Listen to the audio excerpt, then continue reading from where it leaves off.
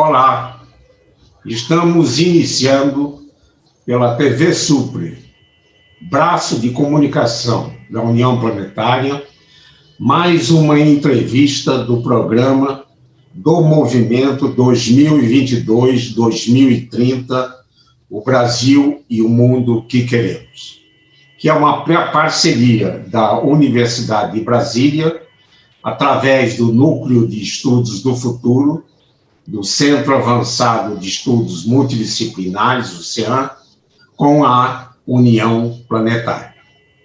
Hoje teremos o privilégio de conversar com o professor da Universidade de São Paulo, Hélio Dias. Vamos conhecer as atividades do nosso convidado na Estação Ciência e no Instituto para a Valorização do Ensino e Pesquisa do Estado de São Paulo. Vamos também abordar a educação em nosso país e o desenvolvimento científico e tecnológico. Nosso convidado é graduado em Física pela Universidade de São Paulo, é também mestre, doutor e livre docente pela USP, foi secretário e vice-presidente da Sociedade Brasileira de Física.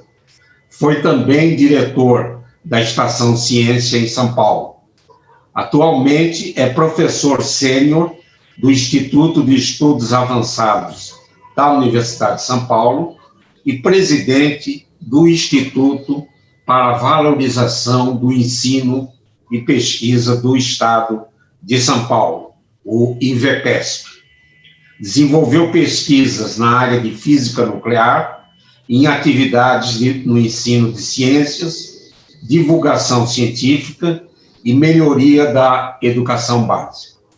Desde 2014, é jornalista especializado em educação e ciência. Muito obrigado, professor Hélio Dias, por ter aceito ao nosso convite. Na minha primeira indagação, pediria para enfatizar a importância da divulgação científica e suas atividades na Estação Ciência. Bom, queria, antes de mais nada, agradecer o amigo e colaborador também do nosso instituto, que é o professor Isaac Reutemann. Realmente, para mim, é um privilégio, e principalmente porque a minha admiração pelo trabalho do professor Isaac vem já de longa distância e é, com certeza, um exemplo que eu tento seguir nos meus passos dentro dessa luta pela educação e pela divulgação científica. Bom, eu, na verdade, eu queria, assim, rapidamente, antes de entrar nessa pergunta, falar que a minha trajetória, né, na USP começou exatamente quando daquela minha entrada na Sociedade Brasileira de Física, né, que foi quando já foi dito que eu assumi a secretaria, isso foi de 91 a 94, e que ali a minha, vamos dizer, minha visão de participação coletiva, porque a gente tem sempre aquele perfil de ficar no seu laboratório, ficar no seu escritório, estar concentrado, foi aí que me abriu um pouco a minha visão, né, de que a gente não deveria ficar unicamente, claro, a nossa missão é pesquisa, é a questão de ensino, é a questão da extensão universitária, mas nesse período anterior ao entrar na Sociedade Brasileira de Física, ele estava muito concentrado em ensino e pesquisa. Então, dentro dessa trajetória, eu também, num certo momento da minha carreira, eu assumi a direção da Estação Ciência, como foi colocado, e nesse momento em que eu estive por lá, foi quando, na verdade, eu comecei a verificar a grande carência que a gente tem de conhecimento, principalmente no caso da Estação Ciência, que ela era, assim, basicamente visitada por escolas públicas do Estado de São Paulo. Eu me lembro que vinham, inclusive, escolas, né, de outros estados, né, via ônibus, para poder fazer a visita e conhecer um pouco das maravilhas da ciência, né? E aí eu senti realmente que a gente precisava, com certeza, fazer algum tipo de iniciativa, né? Independente dessas que existem em museus, como no caso da Estação Ciência, que hoje, infelizmente, ela foi desativada, né, também, mas a gente, então, procurou sempre continuar com essa visão de trazer conhecimento, e é isso que eu tenho procurado fazer agora dentro, por exemplo, do IVEPESP, né, também, independente também como pessoa nas redes sociais, eu tenho um canal no YouTube, tenho na Facebook, Twitter, tudo mais, e sempre que eu tenho possibilidade, eu compartilho alguma coisa que possa ser de interesse para a sociedade de um modo geral. Em especial, eu acho que é o jovem, né? A gente já chegou a conversar que essa fase, vamos supor, do 0 até mais ou menos os 10, 12 anos, é a época em que a curiosidade ela se mostra de uma forma importante no jovem, e é aí que a gente precisa dar oportunidades para ele conhecer tudo que existe e poder, eventualmente, moldar o futuro dessa pessoa. Professor Hélio, há mais de 10 anos, vem atuando no IVEPESP, que é o Instituto para a Valorização do Ensino e Pesquisa do Estado de São Paulo. Poderia contar um pouco da história do IVEPESP e enfatizar as atuais atividades dessa importante instituição? Então, a gente, na verdade, isso começou mais ou menos na USP em 2009, né? A gente, com um grupo de professores, na época, o pró-reitor de Cultura e Extensão era o professor Rui Altafim, que hoje, inclusive, é um dos vice-presidentes do IVEPESP, e na ocasião, a gente reuniu um grupo de pessoas e falou, vamos tentar desenvolver algumas iniciativas, principalmente na questão social, né? Fazer algum programa dentro da pró-reitoria. E esse programa a gente começou, era um programa inicialmente dentro da pró-reitoria de Cultura e Extensão, que foi apoiado, isso foi no final também da gestão da professora Sueli Vilela, e juntamente com o professor Rui Altafim, a gente começou esse trabalho. Inclusive, nesse trabalho inicial, a Lina Mara fazia parte também, tinha outros colegas ali, o Dante Martinelli, que hoje também é um dos vice-presidentes do IVEPESP, e ali a gente começou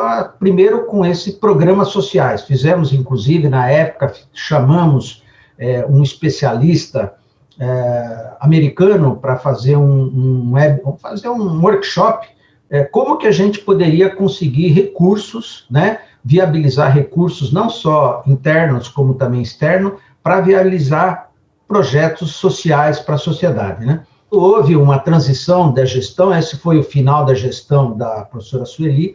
Na gestão nova, a gente sentiu algumas dificuldades para esse projeto ter continuidade. Isso o professor Isaac conhece bem, né? A descontinuidade de gestão, não só na universidade, mas também aí nos governos municipais, estadual e federal, são coisas que acontecem muito, né? Quer dizer, as prioridades mudam. E foi aí que então a gente falou, olha, vamos então, inclusive, sair, né, e vamos criar uma instituição, né, sem fim lucrativo, né? Vamos buscar um espaço fora da universidade e vamos estender isso não só para questões sociais, mas para a área de educação, ciência, tecnologia e inovação. E desde então, esse grupo vem hoje crescendo, a gente deve ter por volta aí de 400 membros, né, de vários locais, inclusive gente de fora, temos gente dos Estados Unidos, de Portugal e outros países, com esse foco de trabalhar para valorizar a educação, a pesquisa, a ciência e a inovação. E aí, a gente vem organizando sempre uma série de workshops, né, ao longo desses 11 anos, né, e agora, mais recentemente, com a pandemia, a gente iniciou esse trabalho desses webinars, né, que foi no início aí de março, e que a gente vem procurando trazer, assim, temas de interesse nacional da ciência, da educação e da inovação, né, e que está tendo um resultado bastante positivo. A gente está conseguindo trazer E o grupo também, agora, mais recentemente, com essa questão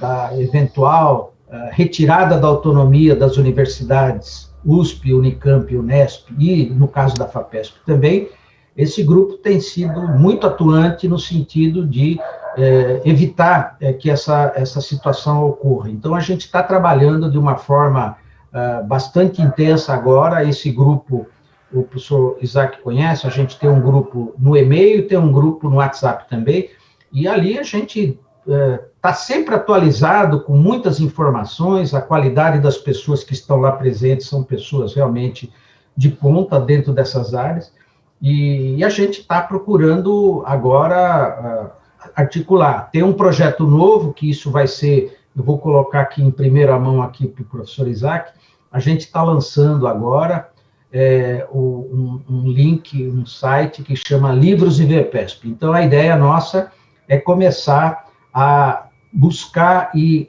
oferecer livros de qualidade, produzidos, em princípio, por membros do IVPESP de fora. O professor Isaac sabe que muitos de nós, ao longo das suas aulas, tem material preparado, acaba tendo um material que pode ser transformado em livro. Então, a ideia é esse projeto trazer esses livros, TCCs, algumas teses também, né, que hoje a gente pode transformar em e-book e divulgar isso, né? E esse é um outro projeto que a gente deve estar começando, acho que mais um mês isso já vai estar no ar aí. A gente já tem, acho que, cerca de 10 livros que a gente já tem a autorização dos autores para poder disponibilizar, e vamos trabalhar com isso, quer dizer, semeando exatamente conhecimento.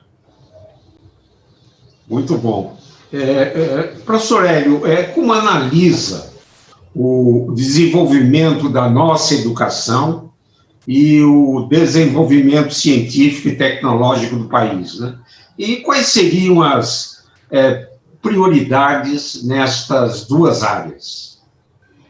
Então, como eu comentei, alguns anos atrás, inclusive, na época, um dos vice-presidentes do IVPESP era o professor saudoso, o professor Júlio Durigan, que era o reitor da Unesp, né, e que teve um papel fundamental também em todo o desenvolvimento do IVPESP. E aí, a gente, quando ele saiu da reitoria, a gente foi fazer uma visita para o Instituto de Estudos Avançados, né, e, na época, a gente levou lá uma proposta de implementar um projeto para apoiar a educação básica pública, né?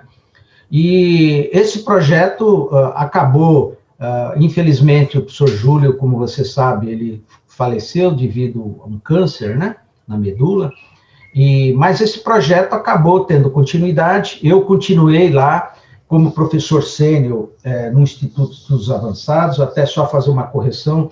Em junho desse ano, eu acabei interrompendo esse processo lá, então hoje já não sou mais professor sênior, porque acabei ficando muito atarefado com muitas coisas, né, e não conseguia dar sequência lá. Bom, e esse projeto, hoje esse projeto foi criado a partir desse trabalho inicial. Nós ficamos quase 2 anos trazendo temas de grande interesse para como a gente pudesse recuperar a educação básica pública, que, como você sabe, está numa situação, e a gente, dentro desses webinars, vem trazendo muita discussão sobre isso. Inclusive, recentemente, o professor Isaac também fez um webinar que, inclusive, tinha como título, né, uma questão de como a gente implantar aí um projeto de Estado para a educação, né? E, então, assim, o que eu vejo, né, é que esse projeto dentro do Instituto, hoje é uma cátedra. A partir desse trabalho, o Banco Itaú, quer dizer, a Fundação Itaú Social, acabou contratando, fazendo esse projeto continue em andamento. Eu continuo também, de alguma forma, contribuindo, colaborando, e eu vejo que, na minha visão também, Isaac, esse seria o nosso grande desafio, né? Quer dizer, tentar resgatar a educação básica de qualidade para todos, né? E eu acho que esse momento agora da pandemia, devido a essa questão do ensino remoto, tal, ele mostrou e fez com que muita gente também entendesse que o caminho para nós realmente seria o ensino híbrido, né? Seria aproveitar tudo que a gente tem da tecnologia, não naturalmente desprezar as atividades presenciais, que elas são fundamentais até para a sociabilização, para o relacionamento das pessoas, mas que ela pode ser compartilhada hoje também com essas atividades. Então, eu vejo que o nosso grande desafio continua. Esse problema, a gente até discutiu juntamente com você, essa descontinuidade das gestões municipal, estadual e do governo federal, infelizmente, eles não conseguiram achar um consenso de como atuar de forma conjunta e com uma certa continuidade. Eu acho que esse é um dos grandes problemas nossos. Recentemente, a gente fez um webinar com um colega nosso do Recife, né, o Anderson Gomes, e o Recife, Ceará também, tem experiências muito bem-sucedidas na educação básica pública. Então, é uma questão, eu vejo, Isaac, principalmente de uma prioridade política, né? Num webinar que eu fiz com o senador Cristóvão Buarque também, ele comentou que ele foi convidado para um evento, acho que foi na Suécia, algum desses países, cuja educação básica pública é de primeiríssima qualidade. Aí ele participou, tal, quando terminou, ele falou, olha, tem uma cidade aqui próxima, acho que está a 30 quilômetros, gostaria de ir lá para conhecer. Aí a pessoa falou, olha, eu não recomendo, porque as nossas estradas são muito ruins, né? Não estão em condição. Falou, pô, mas como? Vocês são tão avançados em educação e ciência, e as estradas estão tão ruins? Ele falou, olha, aqui é questão de prioridade, a gente priorizou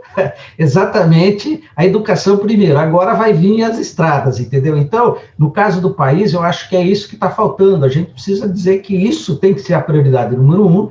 Claro, não tem problema de saneamento, tem problema de infraestrutura, mas é uma questão dos governos. Então, tem alguns estados, né, como eu comentei aí no Ceará, Pernambuco, que acabaram, e tem muitos outros, assim, mas são coisas pontuais, né, Isaac? Não são coisas ainda, infelizmente, que dá para ela ser, vamos dizer que isso... mas a gente sabe que com o envolvimento, eu vejo assim, da família, né, com o envolvimento dos professores, com o envolvimento dos alunos, com o envolvimento dos governos, né, eu acho que é possível a gente conseguir, né. Agora, o grande problema nosso na questão da ciência e tecnologia, você sabe bem, essa semana eu conversei com o Anderson, né, e com o Benedito da CAPES, e também com o Evaldo, que é o presidente do CNPq, o orçamento também da ciência e tecnologia, né, agora para 2021 vai ter cortes também bastante expressivos também, né? Então, esse é um ponto que preocupa, porque não é como uma casa, né? Uma casa você começa a construir, agora falta azulejo, falta isso. Aí eu paro daqui 6 meses, quando tiver dinheiro, eu volto e continuo de onde eu parei.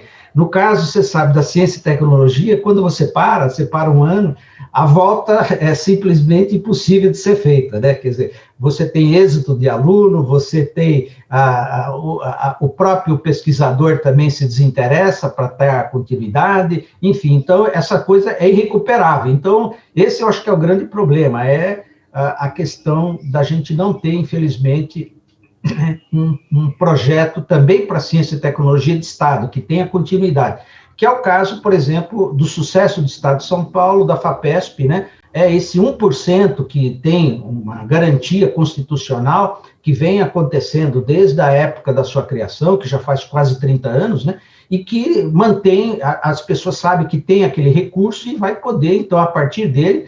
Agora, a questão é saber se o ano que vem eu vou ter ou não. Então, não dá para fazer, e você sabe, a ciência, ela se faz de médio e longo prazo, ela não se faz de curto prazo, né? Quer dizer, é um projeto, você pega um projeto de mestrado, doutorado, são projetos de 2, 3, 4 anos. Eu acho que esse, na minha visão, é um grande problema.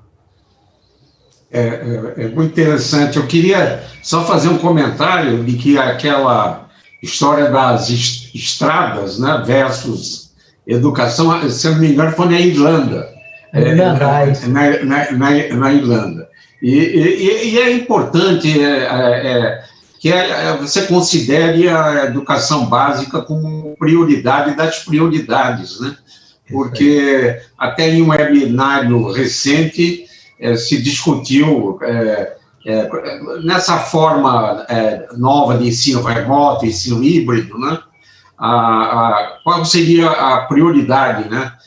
Saneamento ou conexão com a internet para a gente fazer uma justiça melhor na educação básica? E o dilema era o cano ou o cabo, né? Eu acho que a gente tem que fazer o saneamento, o cano e o cabo. Hélio, no seu cenário tem o Logos do IVPESP. Podia explicar para... Eu sei qual é, mas podia explicar para aqueles que nos veem o que significa o Logos do IVPESP? Exatamente. O nosso logo, ele tem, quer dizer, um livro aberto, como dá para ver aí, quer dizer, um livro aberto. Depois você tem uma seta, né, que está apontando exatamente para o cérebro, né? Que é aquele círculo verde, né? Então, ali, exatamente que é isso, que a gente, livros, né, conhecimento, né, ele abastece, na verdade, o nosso cérebro. Então, basicamente, esse o objetivo aí, mostrar que conhecimento, quer dizer, aí ilustrado pelo livro, né, mas não é só o livro, hoje, na verdade, com a internet, hoje... esse webinar que você comentou, né, que foi com o professor Securato, né, lá do Sampo, que eu também fiquei muito impressionado, porque eu não conhecia também as atividades, e eles evoluíram muito. Então, hoje é inteligência artificial, procurar você entender como que o aluno aprende, em que horário ele aprende, como que ele, quais são os hábitos dele, tudo isso, que no ensino presencial a gente sabe que é impossível. Hoje a gente tem salas aí. Quando eu estava ainda nativa na USP, as minhas turmas na Escola Politécnica, eu dava aula de Física 1, 2, 3 e 4, eram turmas de 70 alunos, né? Então, é impossível, né, a gente, numa aula de 50, 60 minutos, a gente conseguir ter toda essa informação de cada aluno que está ali, né? Então, hoje, a gente tem ferramentas, né? Então, hoje, eu diria que, em vez do livro aberto, eu acho que hoje toda essa rede aí de informações que são importantes.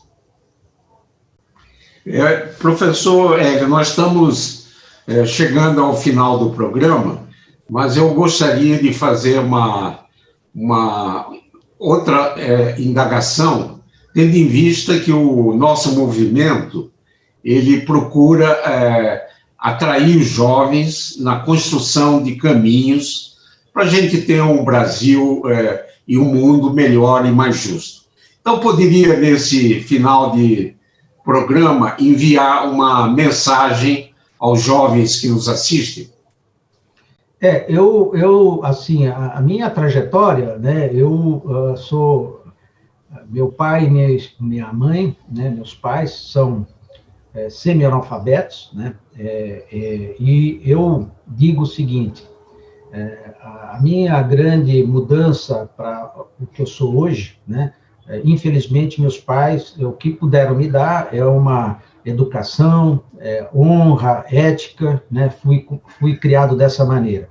Mas a parte de conhecimento, o papel fundamental foi exatamente ter bons professores. Então, eu digo assim, para os jovens de hoje, que acreditem que é possível realmente você mudar a sua trajetória, né? E essa trajetória, como aconteceu no meu caso também, eu, graças a Deus, tive a oportunidade de fazer do meu ensino primário, científico, aí a graduação, bacharelado, mestrado, doutorado, todos com entidades públicas de qualidade. Isso fez uma grande diferença. Eu sei que hoje, infelizmente, essas oportunidades não estão existindo para todos, infelizmente. Então, mas eu acho assim, que se a pessoa for persistente, se a pessoa acreditar, né, que o conhecimento pode mudar, e a gente sabe que só a educação, isso já tem uma série de trabalhos, de pesquisas, mostrando que a grande transformação, né,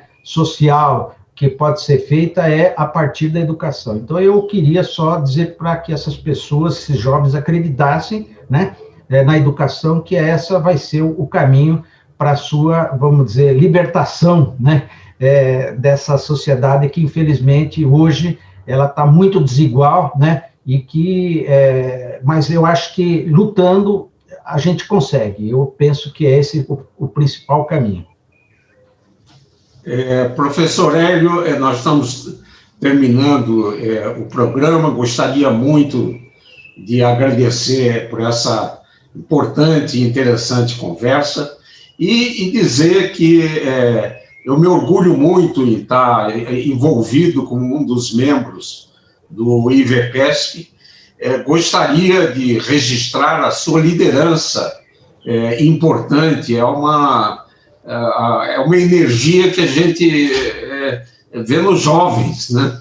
E que vê no professor Hélio Dias essa defesa das 3 importantes universidades estaduais de São Paulo. É importante. Eu, há um tempo, fiz uma palestra na USP e registrei, destaquei a importância da Universidade de São Paulo, que, por vários indicadores, é a universidade melhor do Brasil e tem uma missão que transcende a própria USP. Que eu mencionei que, para onde a USP for, o sistema universitário brasileiro vai também. Então, e nós precisamos, como a seta, né, para o alto aqui do logo do IVPESP, né, que coincide também com o logos da TV Suprem, né, que por onde a gente se comunica, né, que em esperanto para o alto, né, para o alto. Então, há uma sincronicidade talvez cósmica, né, de a gente olhar para frente e para cima, e eu gostaria novamente reiterar o nosso agradecimento e conte com a gente para essas lutas virtuosas para a gente ter um Brasil e um mundo melhor e mais justo.